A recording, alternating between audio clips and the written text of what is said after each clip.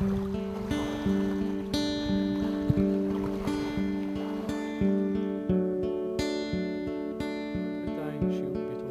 Now, the hook I like to use, this is a Camasan. Now it's a B160, it's a size 8.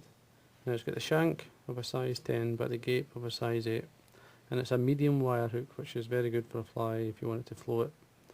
Now, the shield beetle is really it's a terrestrial fly. Obviously, it gets blown onto the water, and it's quite heavy, and the fish do like them.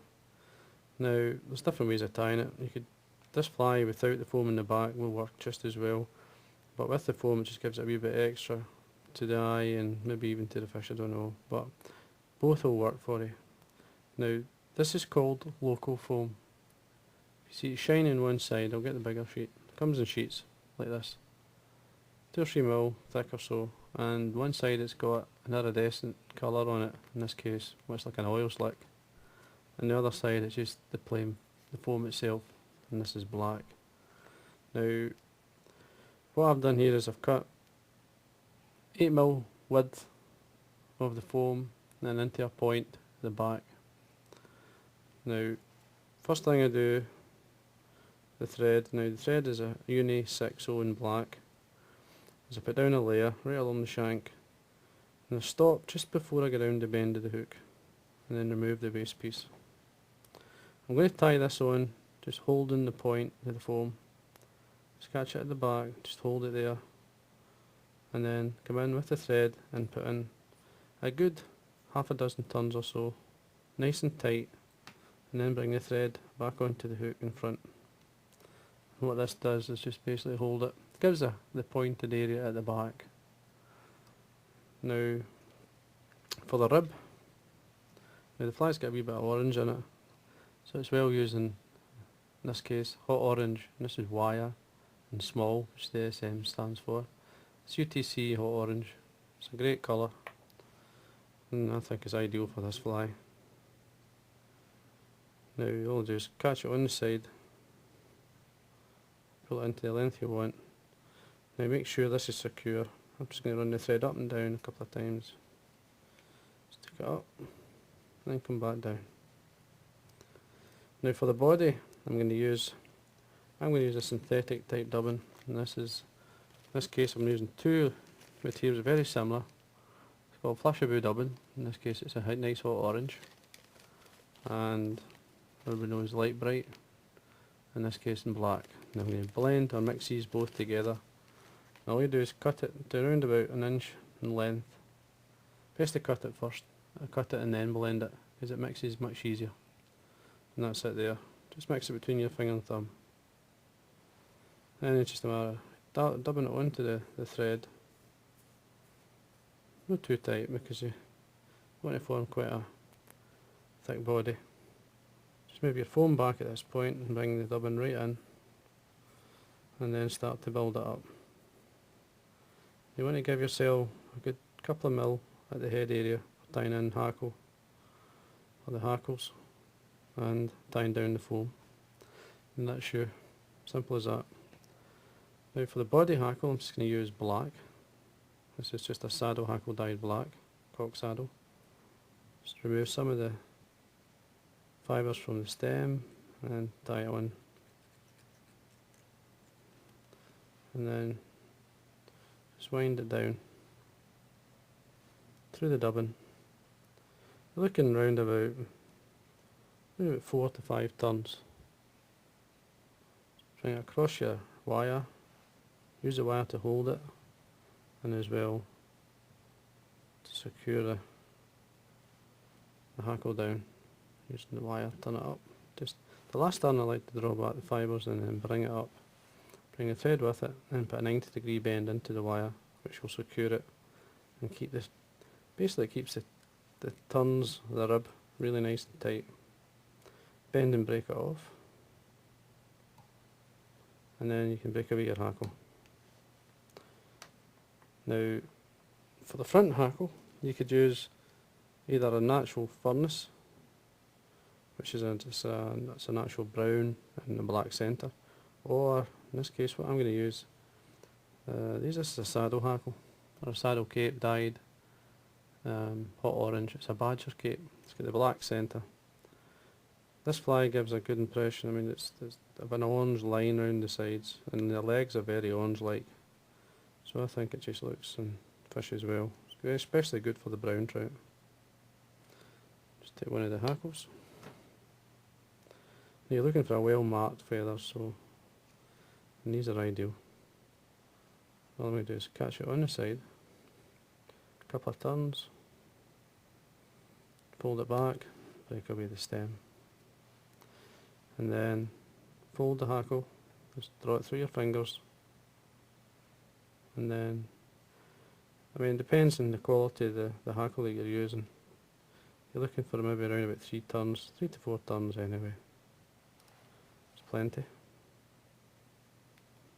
Again, 2 or 3 turns to hold, and draw it back, bring the thread up, tucking it, tip of the hackle back, and then keep the thread tight, break it off. Now what I'm going to do here is get some Velcro and really give it the works, meaning bring out some of this light bright into the hackle, top and bottom. And what I'm doing here is bringing the hackle fibres down either side, bring the material up, and then basically making it so that it's flat on the surface. Now at this point I'm going to bring over the actual foam, the local foam. Now as you see, it was moving a wee bit. It's just held with some few turns of thread, but to help secure it, just tap the top of the fly with some super glue. Just bring it over, this will hold it. Bring the thread up, nice and tight, a good half a dozen turns, and then bring the thread to the front. You see how it's sitting. Now I'm going to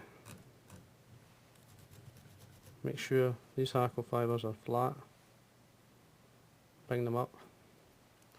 Now if you can see, they're on the side. Now you can trim away some of the hackle underneath, just to make it a wee bit more flatter. But I would leave that until, if say the fish are coming onto it and there's no problem with it, fish don't mind the extra hackle, then fish with it, it will float much better. If you find them a wee bit fussy, then trim away the underside, but don't do that straight away.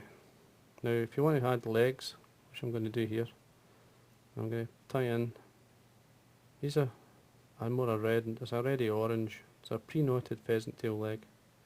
Now you want obviously 3 either side, just tie them from the stem. Now first thing I do is bring them 90 degrees from the stem, which naturally lines the tips up, and then you can tail them from the feather, and then you're looking at 3 either side. I like to put them on together. Now it's important that these stay on the side. It just gives a better, to me, a better look to the fly, a more natural look to the fly. Now I'm catching them on the top, so they're sitting.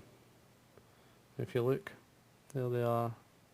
You're looking for a terrestrial fly that basically doesn't want to be on the water and is spread out, stuck. Now what I've done is just slightly folded them back, then bring the thread to the front. Just forget everything just now, except for this hackle here that I don't like. Just going to remove this.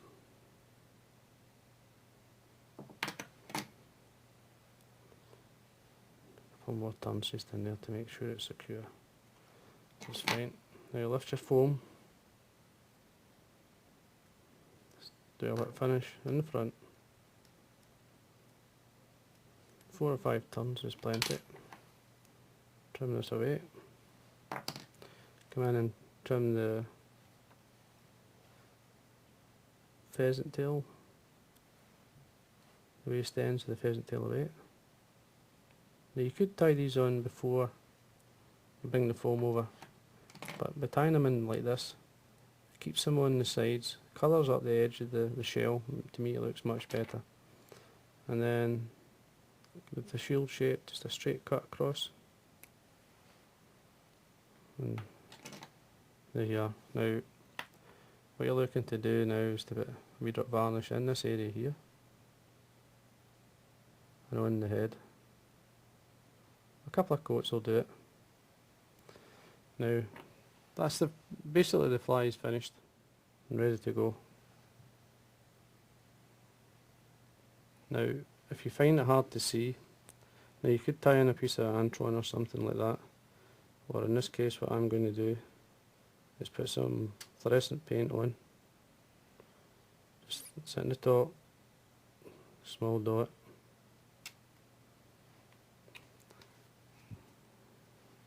Just a wee tad too much here, so I'm going to take it off with my fingers. Now allow that to dry, and then a coat of varnish on top. And there you are. And that's the shield beetle. Or certainly, there's a version that I've tied. You can try it, see what you get on. But as I say, if you don't want the foam on the top, just tie the fly. Everything else is exactly the same, and leave the foam off. Because the fly, it will still work. So, anyway, that's the shield beetle.